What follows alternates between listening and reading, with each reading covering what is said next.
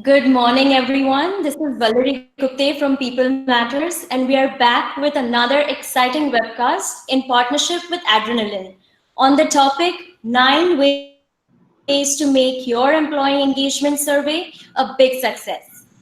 This is what you, as the HR specialist anchoring an EES, can do differently to ensure that you get great participation, clear findings, sharp insights, and focused action plans so that you can see a real, tangible jump in the engagement levels. This webcast will focus on how to prepare so that you get actionable findings and how to facilitate a high participation rate among your employees. Also, how can you, as the HR professional and the business leader, stay focused on high impact items and how to sustain the implementation of these action plans? Because as we all know in the HR fraternity, that employee engagement surveys can really give you invaluable insights into your own organization's well-being. So to take us through their expert views, we have today with us Mr. Shyam Raman. He's the Executive Vice President, Group HR of Murugappa Group. Hi, Mr. Shyam. It's really nice to have you here. Thank you. Thank you for having me. Morning. Good morning to everyone. It also gives me great pleasure to also welcome Vidya Sam. She's the Senior HR Manager at Adrenaline. She is an HR professional with more than 13 years of work experience across multiple industries and has held various positions in talent acquisition, talent management, and also various business partner roles. Good morning, Vidya. It's great to have you here. Thank you. Thank you, Valerie. Thank you for having me. So before we begin this webcast and I turn it over to Vidya, I would like to remind everybody that we have saved some time for you at the end of the session to ask a few questions. Also, we request you, when you are sharing your questions, maybe add in a little bit about your experience with your employee engagement surveys so that we can have a more insightful discussion. So for those who are listening to us live, make sure that you post your questions at any time during the session in the comment section on your right side of the screen. We'll try to respond to as many questions as possible, within the given time. So we have an exciting topic for us today in this webcast. So without any further delay, let me invite Vidya Sam from Adrenaline to take over. Over to you, Vidya. Thank you. Thank you, Valerie. A very good morning to all. Thank you, Mr. Khan. We're so glad that you could join us. Especially this topic is very know that employee engagement is a key driver to any organization's success. Hence, it's also important that it's not looked at merely a tick box exercise, and it's also easily said than done. And I also believe that the crux of it starts right from understanding the purpose of why we want to run an engagement survey. The purpose, we also need to look at the design aspect of it, how simple we want to keep it, increasing the the participation rates, and thereafter methodically identifying key themes from these results. And I truly believe that this is a great platform to hear from Mr. Shyam on his views about building a successful employee engagement survey. So without any further delay, over to you, Mr. Shyam. We're looking forward to hearing you. Thank you. Thank you, Valerie, and thank you very much for your introduction as well as for setting the context. So let's go on right to the topic right away. And what I'd like to invite people to do is, I'm sure many of you are already used to conducting employee engagement surveys and so on. So first of all, thank you very much for your interest in the topic, for joining us here today. And I'd be equally interested in hearing from you about your experiences during the question and answer session as well. So let's jump right into it. That is the topic: 9 ways to make your employee engagement survey rock. One thing I'd like to address at the very beginning is this whole issue of employee engagement versus employee experience. We see a lot of traction in the media today, especially in business management media, HR media, and so on, that we need to move from employee engagement to employee experience. Our belief really is that, and I'm sure many of you will share this, that engagement is the result of the employees' experiences in the organization, right? And we as HR people and business leaders, we have the opportunity to curate a set of experiences for employees. What has happened is that, thankfully, technology today allows us to customize and personalize these experiences than we've been able to do in the past. So customization and personalization would have been very cumbersome in a non-technical or a non-technology enabled environment. And today, what many of these technologies do, whether it is AI or whether it is analytics and so on, help us to personalize it based on data available that we have with us about the employees, and personalize their experience for them, as well as enable them to customize their own choices based on the technology available with us. So in our view, we are not talking of experience versus engagement. We think experience leads to engagement, and the more we can drill down in the engagement surveys about the experiences that employees are having, then the more we have the knowledge and the data to be able to curate those experiences accordingly. So that's something that I want to get out of the way upfront as to engagement or experience. What do we all want from an employee engagement survey? I think it's common, it's high participation rates, it's clear, actionable results, it's fresh insights into employee behavior, not just behavior, their expectations and their aspirations. We also want buy-in from leadership for implementing the actions, and then we want sustained implementation. So the whole employee engagement cycle, from participation to sustained action, there are a clear set of expectations that any company, any HR leader or business leader anchoring the entire exercise in their organization will definitely want all of this. Obviously, of course, we want improved engagement at the end of all of it, right? So happy and productive employees is what we want, and the engagement survey is merely a tool, an instrument that we can use to provide data so that we can take actions not based on somebody's gut feel or whims and fancies or what we did in the previous company that I worked for kind of thing, but can actually work on data that is that our own employees are willing to share with us. So that's what we want from an employee engagement survey. And it's important to keep these objectives in mind as we cycle through the entire process of the survey. So if we talk of communication, we want to see, will the communication give us high participation rates? Will the communication give us buy-in from leadership, and so on and so forth, so that we keep these objectives in mind and use them as a kind of touchstone or a filter to see, to take decisions on what we want to do in each part of the cycle. So today we will cover the employee engagement survey in all three aspects. Pre-survey, what do we do?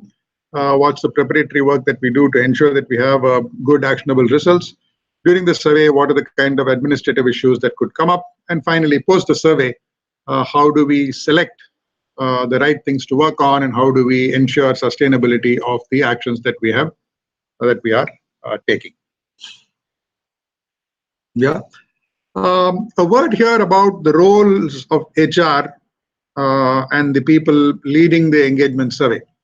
If I may take an analogy, we can look at a doctor prescribing a set of tests for us, and then diagnosing the kind of issues that a patient may have, then prescribing the solutions, and then reviewing the progress. So there is one role that there is an important role that the doctor plays, and we as anchors of the engagement survey have a role as a doctor in terms of diagnosing, in terms of prescribing the tests, in terms of interpreting the test results, prescribing solutions, and so on.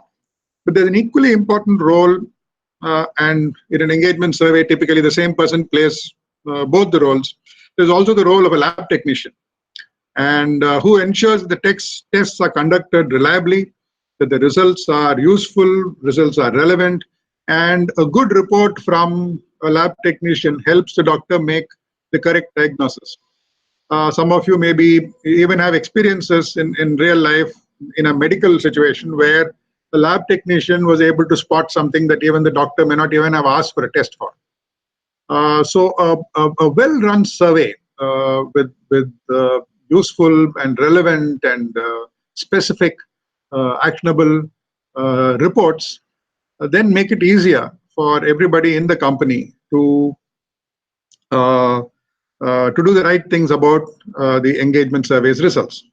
And therefore, both these roles are equally important in the context of an engagement survey. Some of us may prefer the doctor role.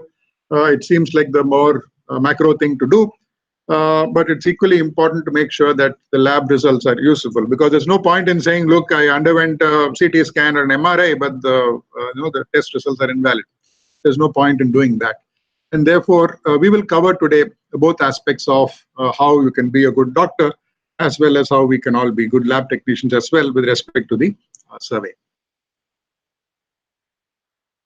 So these are 9 things that we'll talk about. 1 is about asking the right questions. 2, we'll ask them, how do we ask them well? 3, how do we make our employee data work hard? How do we make our pre-survey communication work hard as well?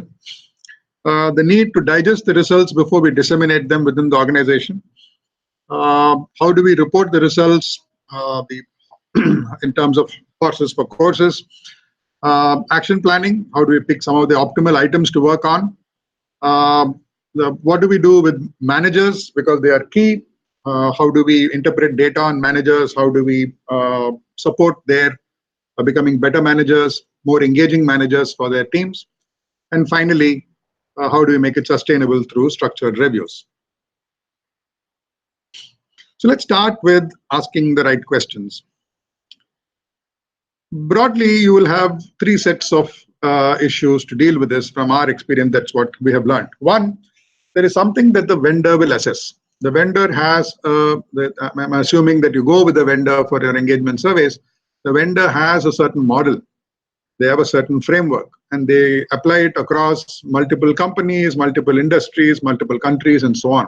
And that's a valuable service because that gives you benchmarks that make sure that the model is tested, it is validated, that the questions are appropriate, and so on.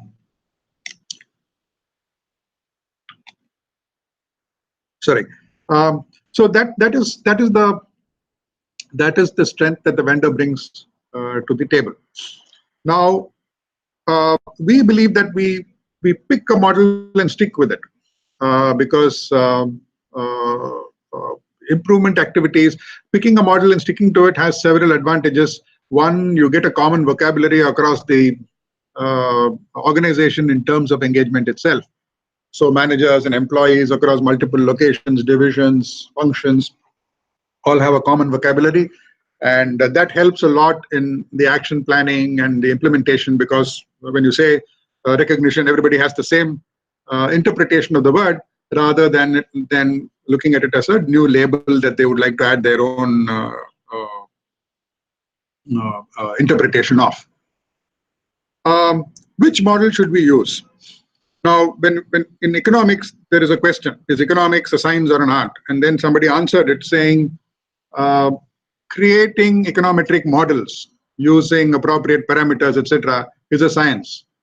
Picking the right model for your country, for your economy, is an art, because you need to know what exactly drives your economy better than you probably know it best than the person who created the model, and therefore there is an art involved in it. It's the same with employee engagement surveys. There are several vendors. Each of them will tell you that their model is the best. It's probably better in one aspect or another, and they are probably right. But which of those models works best for your company is something that you and your leadership team will have to decide. And that means investing time and effort in understanding what the model does, how it has been tested, what are the kind of universal appeal that it has in terms of applicability, and so on. And then picking one that sounds more appropriate for your company. So I said pick and stick. There is the other alternative which you'll be left with otherwise, which is pick and pick, which means you pick a model and then after you've done the survey, you will pick holes in this model and saying, no, this is not what we had in mind, this is how it should not be, and so on. So that it's better to avoid that by spending a lot of time upfront in understanding the models and what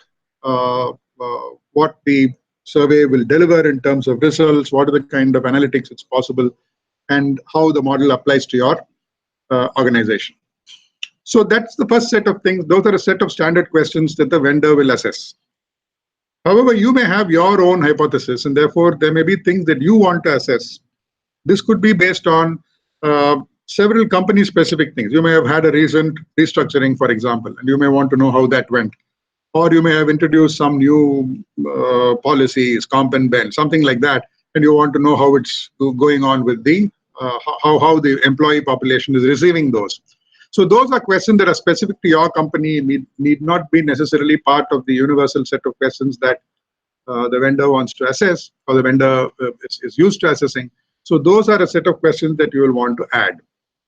Obviously, in these things, you don't want to also get very specific. You know, there'll be some function which says, or some department which says, we did this, can we add one question for my department? Can we add one question for my location?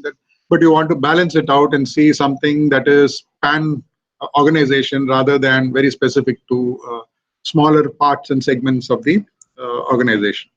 So that's the second set of questions, which is what do you want to assess in addition to what the vendor normally wants to assess. The third is if you're already running engagement surveys, then you may want to make your subsequent dipsticks and subsequent surveys more impactful. So for example, if you find a series that you're not getting enough differentiation in certain sets of questions, you may want to drop those questions or modify those questions by picking a different set of questions from the menu that the vendor has.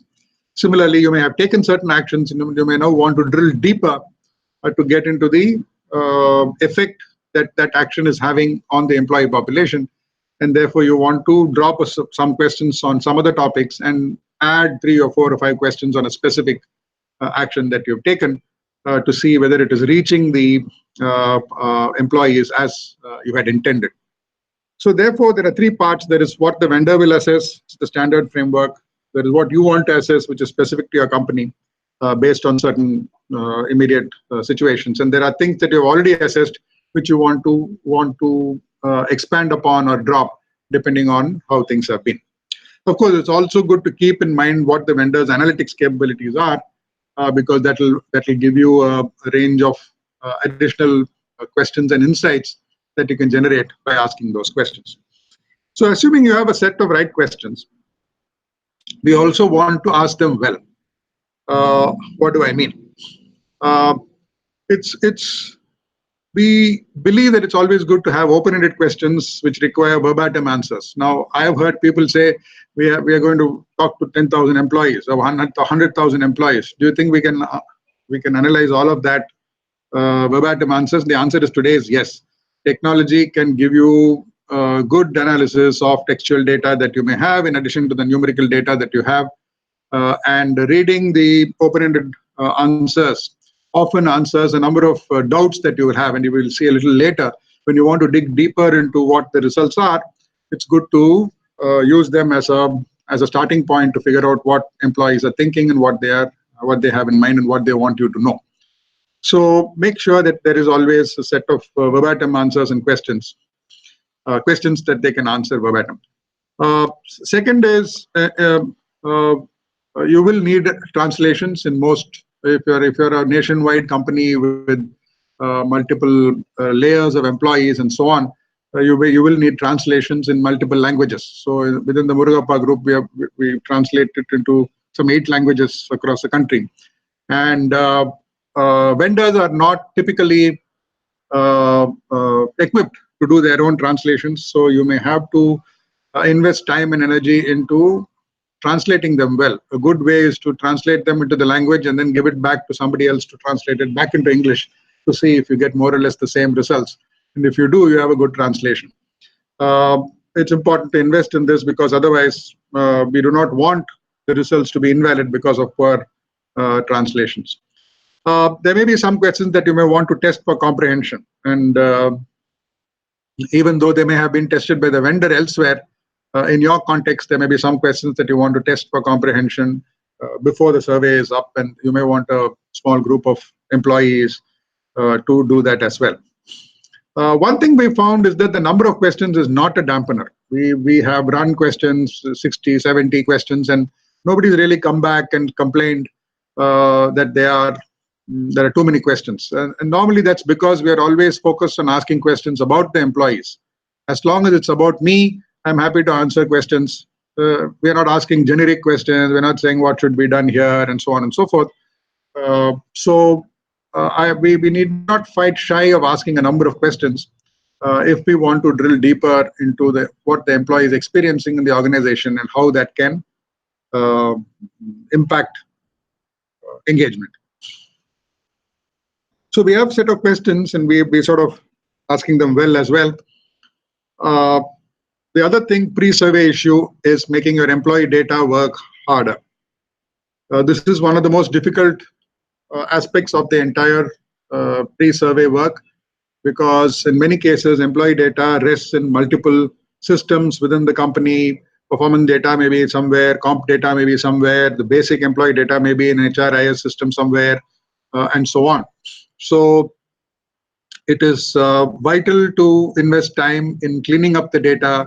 It is vital to invest time in ensuring that the data is fully coordinated and synced across all the data that you have.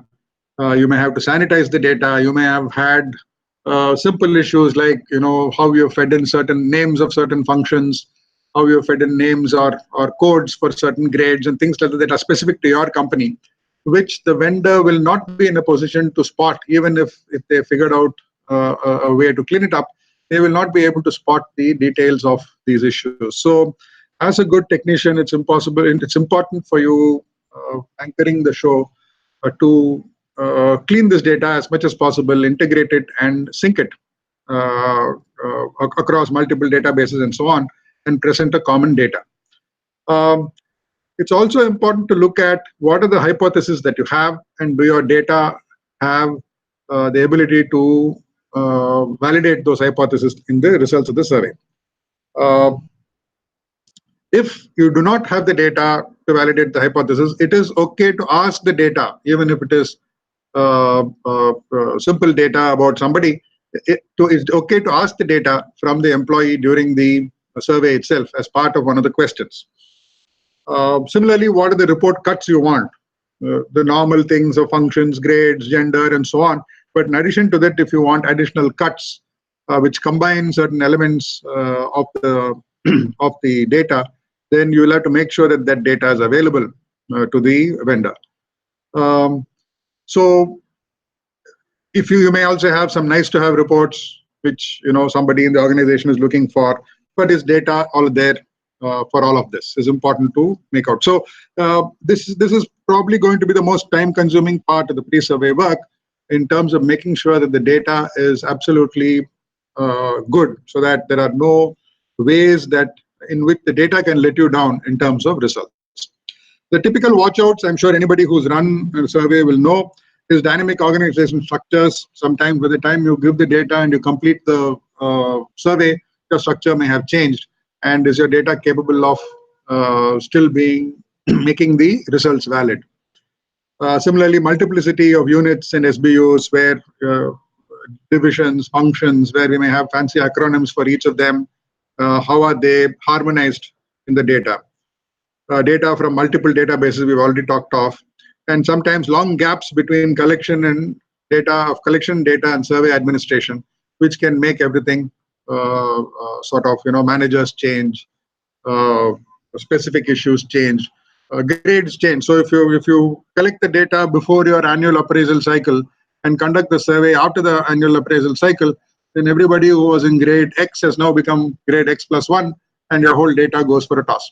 So it's important to ensure that, I know this sounds pretty obvious, but sometimes there are pressures on the team that is conducting the survey to say, no, we must hold it at that time, and after this there is month end, year end, customer visits, etc., and so on. So this pressure normally leads us to compromise on cleaning up the data and ensuring that the data remain valid after the survey as well. So I cannot emphasize enough the need to make the data work hard. Equally, the pre-survey communication as well is something that we think plays a very, very important role in ensuring the success of the survey as well as post-survey. It's good to put down some overall goals for the pre-survey communication. Put them down and say, how can we increase participation? How can it facilitate post-survey actions as well? How do we set expectations with the pre-survey communication? Very, very often we find that the pre-survey communications is handled by maybe an agency or corporate communications or someone who is more, shall we say, interested in the form than in the content. And therefore, you'll find very nice graphics or very stunning posters and so on, which may not necessarily coincide with the or align or may not be necessarily aligned with the objectives of what we want to achieve with this survey, with the communication. And a lot can be achieved with the communication. So, for example, one filter we use, which anybody in communications does, would be, what do you want employees to know, feel, do with this communication? Whether it's a mail, whether it is a poster or whatever. What do you want them to know about the survey? What do you want them to feel about the survey? And what do you want them to do about the survey? Similarly, what do you want the CEO and the leaders to know, feel, do with the same communication? So, for just to give an example, if there is a mail from or a communication from the leader which says, I will be tracking the results personally and I will keep you posted of progress, then puts the ownership and the onus of doing that on the leader who's sending out that communication. So it's a simple sentence, and if you mean it, then it has already brought you some amount of structure into your post-survey administration of what the engagement actions are. So it's important to think through the pre-survey communication so that it helps you in the post-survey activity, not just increases or not just creates awareness, which is the very base level objective that you'll have, but also sets the expectations among employees as well as among the leaders as to what the survey is all about and what you want to do. Like I talked about the questions themselves, translations are important, especially if you have a regional audience that requires. I may add here that in the Murugappa group, we also tend to include the non-management staff across the country, and therefore these translations are much more important in our context. If you have a more homogeneous English-speaking audience, employees, then translations may not be as important in this case as well. Okay, so we've got questions. We're asking them well. We have figured out the data bits, and we have now conducted the pre-survey communication as well. Let's assume we've done the survey and we have the results.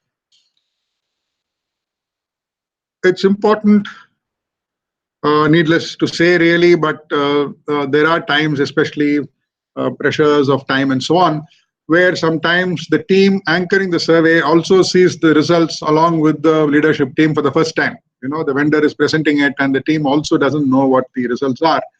And nothing can be a bigger sin in this whole thing. It is important for the company's anchor of the survey to clean up and contextualize the data and the results and the reports to the company.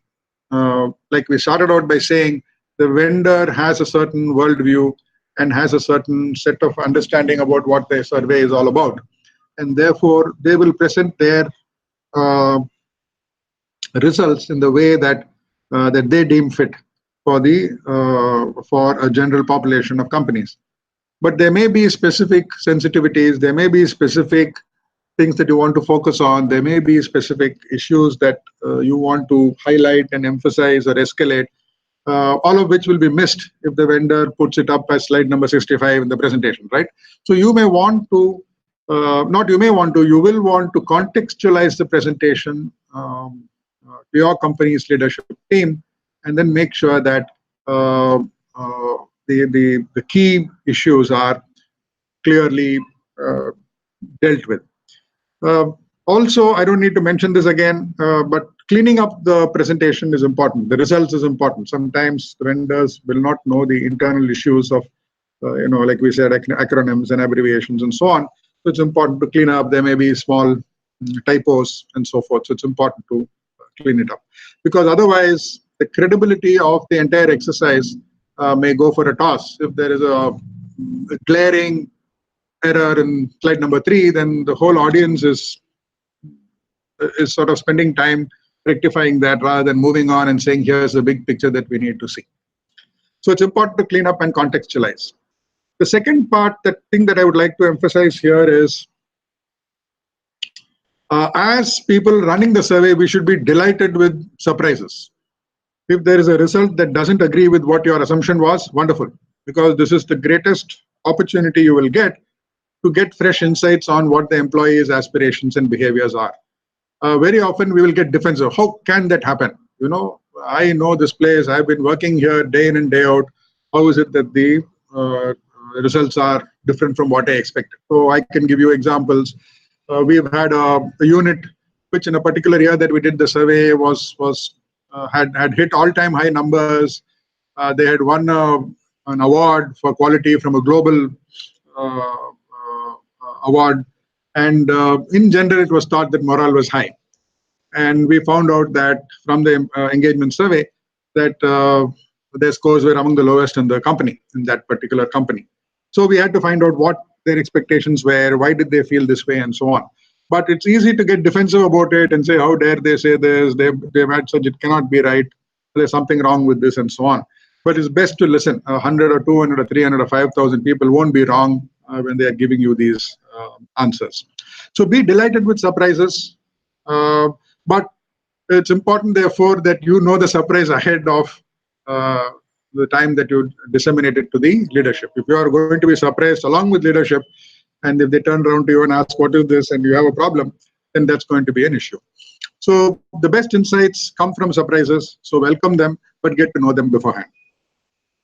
The third point, and we also learned this over a period of time, is to go for the big picture and don't sweat the small stuff. There is a great temptation to nitpick on something. No, there's 1% is wrong, this 0.5% should have been the other way around, or if we had said the instead of then we could have got it well. And these are all in the big picture, is that the employee survey is a diagnostic tool. It's an instrument. What we do with it is in our hands. So there is no real benefit to be got by nitpicking with small parts of the questions and answers and some reports. Best is to go for the big picture, that the employees have spoken and they have told you something, and it's our job to accept that as the reality and move on with what we need to do. It is possible that there are some questions which they have misunderstood. It is possible, but there are ways to go and find out what they understood and what we want to do. So there is no real benefit to be got out of nitpicking with the results and asking for different cuts and so on and so forth, especially driven by some of the small stuff that may be there. So don't sweat the small stuff. Go for the big picture that the employees are telling you loud and clear. So digesting the results before disseminating it to the rest of the company is an important part of the role of the lead, the employee engagement lead in the organization. So how do we report it? Yeah. So here is again, it's intuitive. It doesn't need mentioning, but time pressures, which are normally there, will lead to all of these issues. The leadership team is traveling to Europe, so let's have it before that, and so on. So these kinds of pressures come in, but it's important for us to make sure that the principles by which we want to play this game are held rather than the mechanics. So leaders must get a clear understanding of what this whole model is about, what is the methodology, what are the trends, what are the key insights, and what are the key focus areas that we want to focus on, or we would like them to consider focusing on. So it's important that leaders get a cut of the report that is meant for leadership action. The temptation is to give leaders millions of slides on this, and I'll show you every grade, every function, every location, floor by floor, and so on and so forth. So, and some leaders may also like to get into the detail, get their hands dirty, and so on. But as an initial presentation to the leadership team as a whole, it's important to keep the picture clear, concise, and focused. So for them, it's also important that they understand how the scoring is done, so that they don't go blindly by some number somewhere, because numbers can mislead, as we will see later. It's important for them to see trends and so on. And it's important for them to see benchmarks. There are some, as we all know, anybody who's run engagement scores, in the Indian context, there are certain items which are always low. The recognition may be low across the country, across let us say industry sectors, across companies, and so on. So we need to sensitize the leadership teams to these nuances as part of the presentation, so that the way they own up to these numbers as well as lead the implementation will be appropriate. HR must get the most detailed set of data that can possibly be done. Obviously, HR will also have access to the data itself, to the raw data, so that they can do their own analysis that they may need. They may do more cuts than the vendor gives you, and so on. Similarly, what we need to show employees as well is needs to be tailored to how we are going to action the items after the survey. Again, giving employees a wide swathe of data may confuse. At the same time, giving them very little may look like you're hiding something. So there needs to be a balance between what we can share with employees. It's good to share all the headlines with them in terms of if you've checked out different drivers of engagement, if you've checked out different experiences, good to share and be completely transparent with that. But giving them cuts and function-wise and so on and so forth becomes a bit too much at a company level. Those may be reserved for individual discussions and meetings that you have with the leadership team, where the leaders can take up their respective organizations, units, business units, locations, and so on and so forth, where they can drill down deeper. So sometimes the vendor is unwilling or may not have the time or the resources to make so many cuts of the same results. So they may just give one large cut and say, like, you deal with this. Then, yeah, we have to deal with it. But dumping the same thing across all segments of the audience will lead to a lot of confusion and a lot of unnecessary work that HR or the engagement lead will then have to get involved in. So it's best to prepare the appropriate results for the appropriate audiences. So it's important that reporting is designed. You pick the horses for the courses. Then we move to what is now post-survey. We are now looking at action planning. How do you pick the optimal items to work on? Two things very quickly. One is items with absolute low scores are not automatic choices. Similarly, items with absolute high scores are not automatically to be ignored, right? So both these are, because these are very tempting, and sometimes the presentations will also make them in such a way, you'll put the low scores in red and say, okay, look at all the red items and so on and so forth. So it becomes easy to pick them up from the slides or the results or the reports that are generated and circulated and shared. That will mislead. So what do we pick? It is important to understand through appropriate statistical analysis what are the items that influence the overall engagement score most. That the vendor is normally in a position to give you by running multiple regressions and so on and so forth, to be able to tell you what what mix of factors, what is the impact that each of them has, both as a combination of absolute impact as well as relative impact with respect to other factors which may be in the results. So it's important to understand the influence and pick up those which are high, which have a high impact on the engagement, rather than drivers that have simply have low scores. As I said, there are some which are societal low scores, some which will be low across industries, and just picking them up because they are low may not help. Second is items which are or should be part of your employee value proposition are things that you want to focus on more. You're saying here, this is what we are known for, this is why people are with us, and if we are scoring low or high on this, then we need to understand why and where we are on that. Third, maybe a set of items which employees use as a reference points in your particular industry. You may say, look, I am in financial services, and this is what people are looking for. So how are we doing with respect to those within our industry?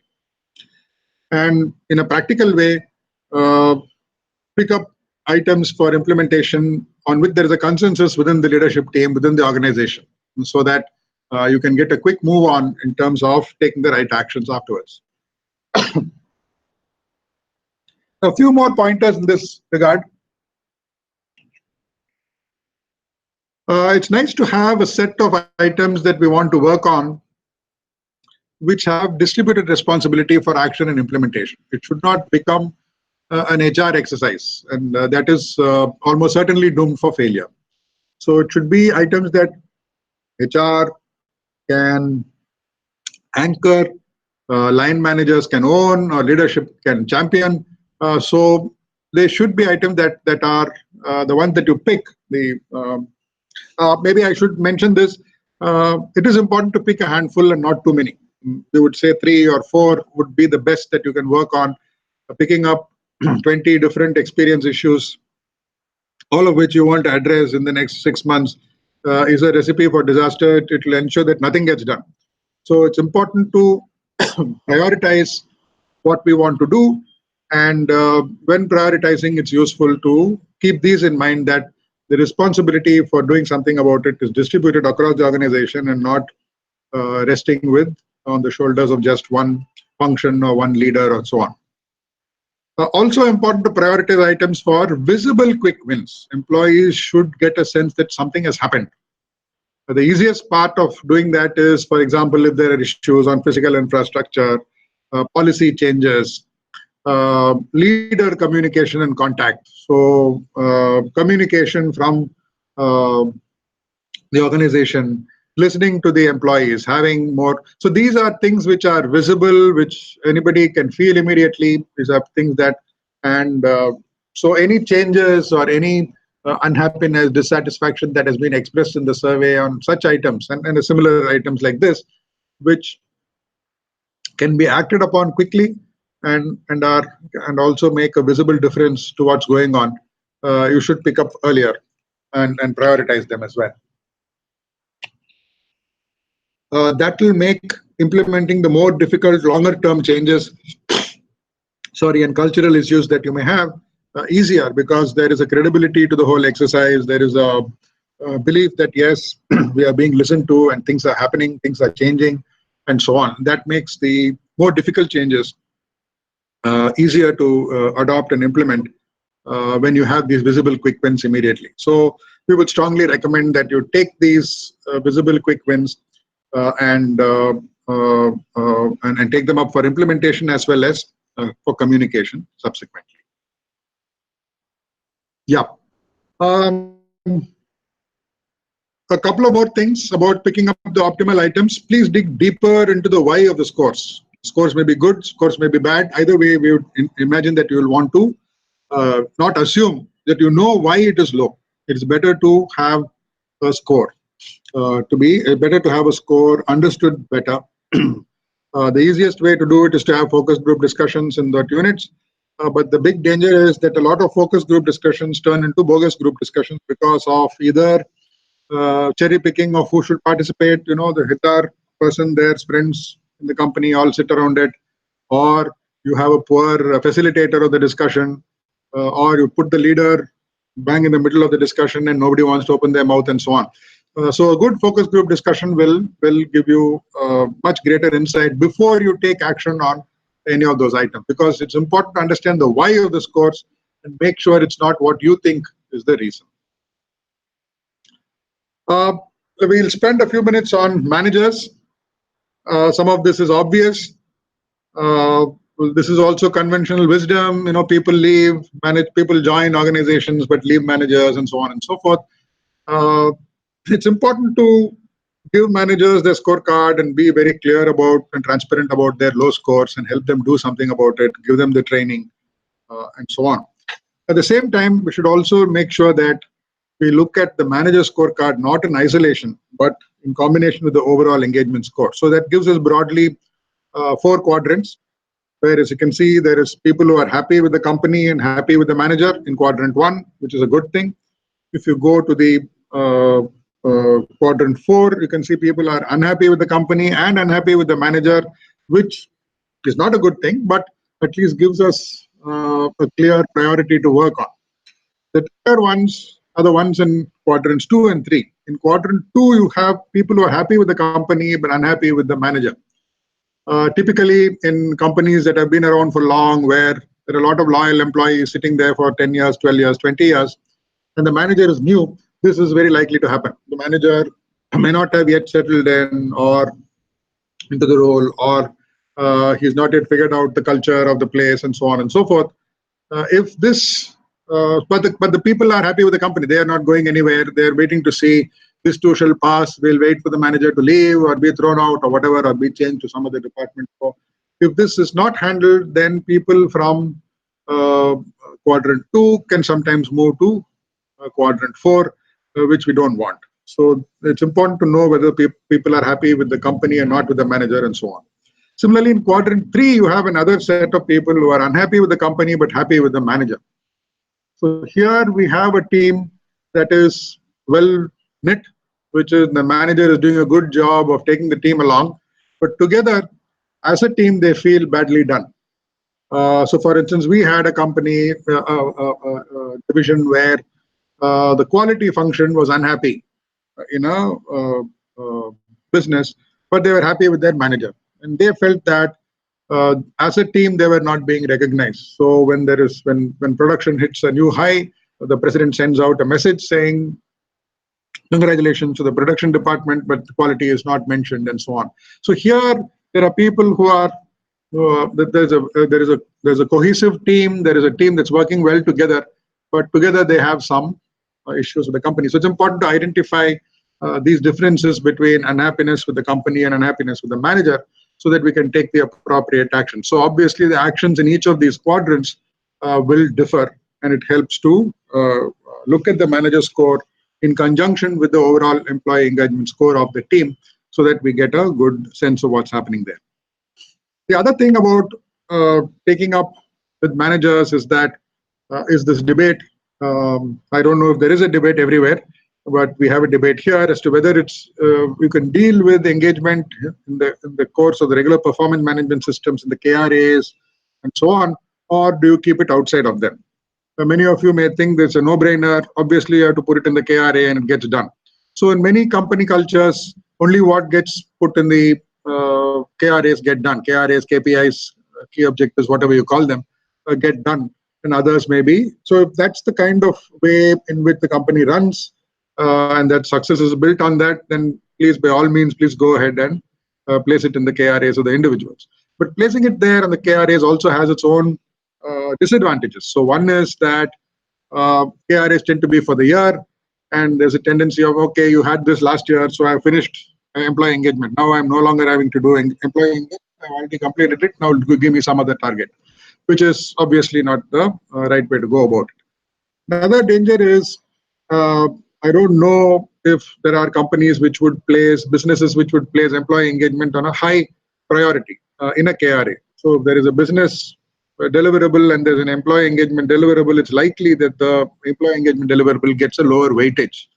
So say a 10% weightage may not make a difference to the manager, who may say outperform in his business deliverables and say, look, I've done that. So Also, the need for measurability in KPIs sometimes make this whole engagement thing very activity oriented. Have 10 meetings, meet 4 people, give feedback, and so on, which it's easy to tick box and move on without actually making a difference to the engagement. So these are dangers of simply placing it in the KRA and expecting it to work. So therefore, we prefer that in addition to KRA or instead of KRA, if it is there in the individual development plan of the manager, then the journey, the nature of a journey can be experienced by the manager rather than something that, engagement will be improved by 31st March and afterwards it's sort of, you lock it and throw away the key kind of thing, which is not a practical way in which human behavior changes. Similarly, by putting it in the IDP system, we can in the development planning, we can give it top billing and say, look, you're terrific at everything, just work on your employee engagement capabilities, right? Which is something that you can't do in a KRA and say, look, it's okay, don't do your business numbers, just do employee, which is something you can do in a development. Thirdly, we can also make it very clear by putting it in a development plan. Look, this is a derailer risk for you. If this doesn't improve, you're not going anywhere in the company, which is again not possible in a KRA kind of situation. So we would recommend including engagement improvement for managers in the IDPs in their individual development plans. The danger is that if the individual development planning system is not robust and rigorous, then it will get completely ignored, which is a risk. And coming to the final point, very quickly, I don't have to say this, but it's important. Reviews and reviews. You're not going to get sustainability of the engagement results if the review mechanisms, the governance mechanisms around the whole thing is not strong. So it is important to have a review calendar, and it's important to have the roles of HR, the roles of supervisors, and the roles of senior leaders very clear in this calendar. Who will give the updates? Who will, how is the manager help to keep it continuously top of mind? How will the senior leaders continuously demonstrate ownership of engagement as an issue? Is it the first slide in what they report to the board, for example? So how do you keep this? It's important to keep this top of mind in terms of creating an appropriate governance mechanism that reviews progress along this.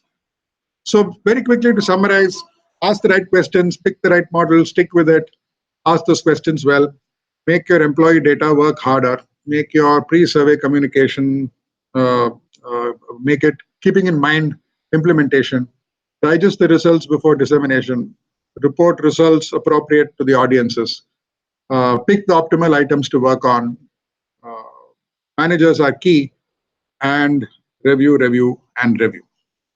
So those are the 9 steps that I wanted to share with you today. I would thank you very much for your patience, and I would welcome your questions, and as well as if you have your own experiences, I'd love to learn from them as well.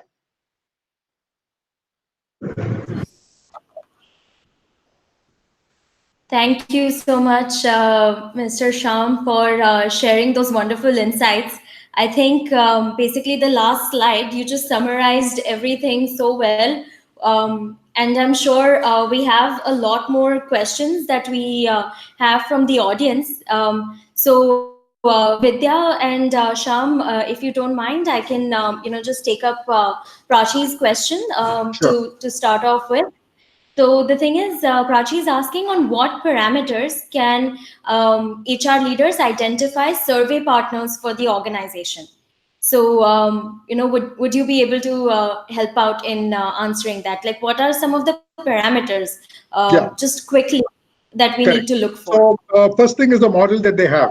So you should be comfortable that the model that they have works for you, for your organization. Because there are different models. There are people who will say only these 5 things matter, only these 10 things matter. There are people who will allow you to a wider range of issues and so on. So that is the first thing.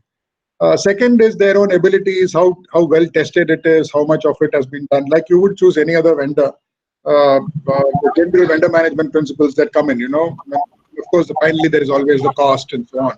But model, analytics ability, and flexibility with the reporting and data sharing and so on is what I would go by to begin with. Yeah. Perfect, perfect. In the interest of time, let me just jump to Shailaja's question. She's particularly asking about the IT sector. I think during the presentation you had mentioned that sometimes so the way you frame the questions in the employee survey is more important than the number of the questions. So if the questions are framed correctly, then the number of the questions in the survey does not really matter. However, Shailaja is asking, especially in the IT organization, she believes that the number of questions do matter. How should an HR professional resolve this particular challenge? Kind of striking the right First, balance in the number of questions and how you frame them. I have no personal experience in the IT sector, so I won't be able to comment on that. I don't know if Vidya can come in and talk about them. But I would say if a company is seen consistently acting on employee engagement survey results, employees will not have a problem answering any number of questions because they feel that something is going to happen.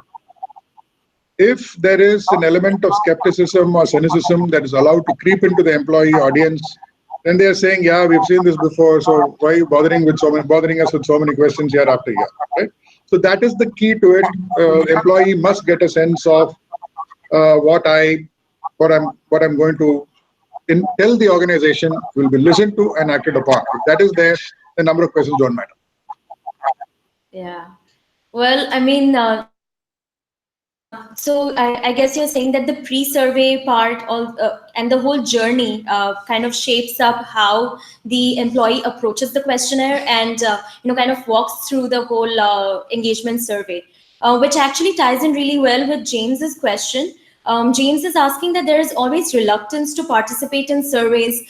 There's always that, oh, there's another form that I have to fill out, that kind of an attitude from the employees. So how can HR leaders handle this and kind of create that level of engagement with the employee engagement survey, So yeah. First is it's not just HR leaders. So it should come from the business leaders. If the business leaders' body language and communication says, guys, HR has come up with one more questionnaire, now go fill it, then it's not going to happen. So there is a lot of belief that we need to build into the business leader first before asking the employee, because the employee is looking up more to the business leader than to HR in signaling what's important for the organization, right? So that's why I said in your pre-survey communication, how much is the CEO and the business leadership team involved makes a big difference to the response to the engagement survey.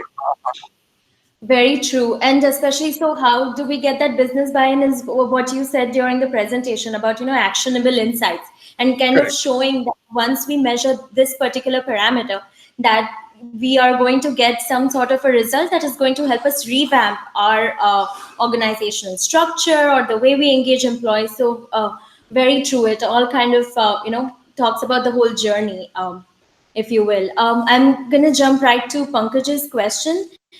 He's asking, did we create a group level engagement index? And also the engagement model, was the engagement model proven for business linkages and respective, the benchmarks? So I think he has multiple questions here. And he's also asking about how the need for continuous listening and online action planning and tracking can be managed.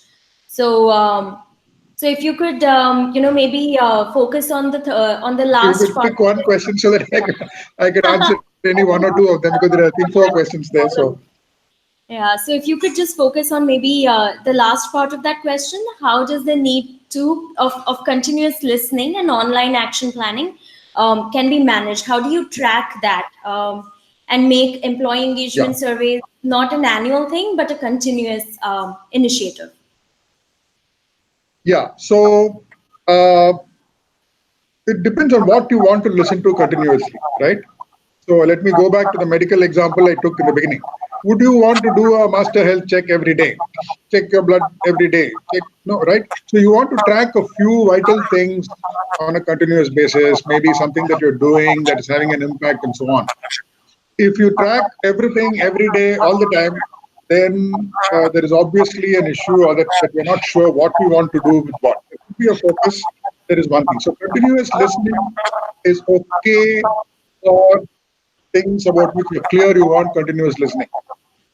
Asking questions every day will give you a lot of data, will keep you entertained. Something will go up, something will go down.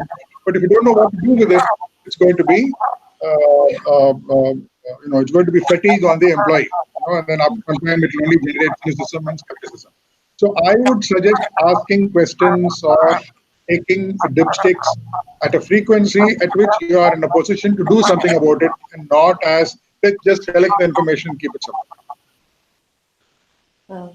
Thank you so much for that answer. One last question.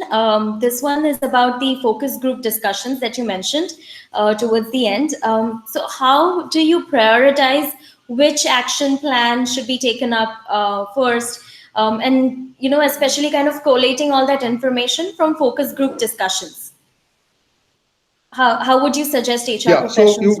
So correct. So first you pick up where you want to do the focus group discussions, because you want to do them in places where you don't understand why those results have come, right?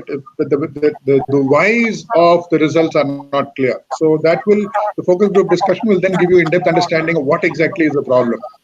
So typically where you're surprised, or typically where the scores are so off the mark that you have no clue, kind of thing, right? So that will give you what the focus group discussions will give you is an ability to focus on the right things that the employees are really bothered about today, right? Then on a set of, you will have a menu of things. Let's do this, let's do that. We will increase this. We will take them out on a picnic. We will increase communication. So rather than that, there may be just one thing that people are looking for. Yeah. So maybe I know we're running out of time, but I'll add my favorite example, my all-time favorite example. Right. So we had a factory where we did this among the workmen. Right, and they had a very low score on certain things. So when we did the focus group interview, the people said, the earlier plant manager used to, at Diwali time, he would come to each one of our workstations, wish us, and give us a box of sweets. Now he's retired and we have a new guy in, and he left the box of sweets at the gate and said, as you go, just collect it.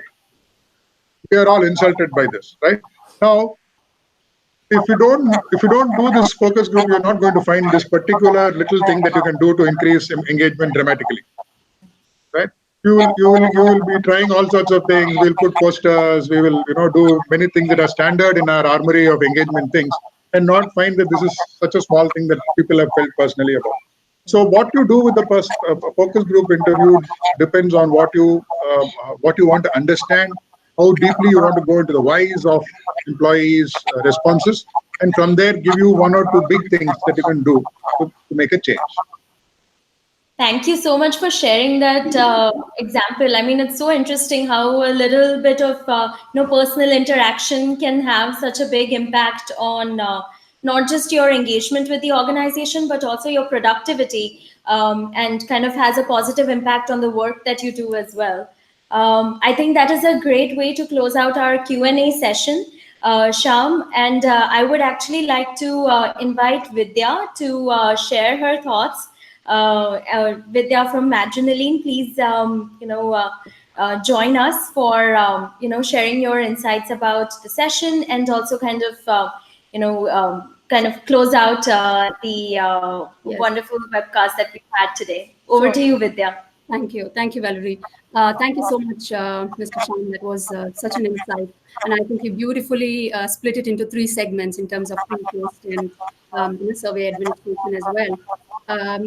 In fact, just to quickly touch upon Shailaja's question on how, on the number of questions specifically to IT sector.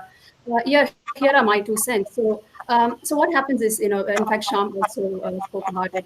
So it's really to think about what's in it for me as an employee. So once that is done, I think the employee should be able to answer any number of questions. And it also depends on the frequency, right? So post the survey that Mr. Shyam spoke about. if they are able to see that quick wins post the survey, and going forward, when you release your next survey, the number of questions really will not be as I think. So first time maybe you might want to reduce the number of questions to see the pulse of the employee. But once you start concentrating on the quick wins, the employee get to see those results visibly, then the number of questions can be increased in the due course. So that's my thought. So thank you so much once again. So we are thank you, Valerie, for doing this for us. And we at Adrenaline are very passionate about HR, and we build HCM solutions for organizations of all sizes. So this webcast is our way to bring together HR fraternity, collaborate with each other to share industry best practices in HR functions. So thank you once again. Thank you so much. Thank you so much, Vidya. I really appreciate it. It has been wonderful to host both you, Vidya, and Sham today.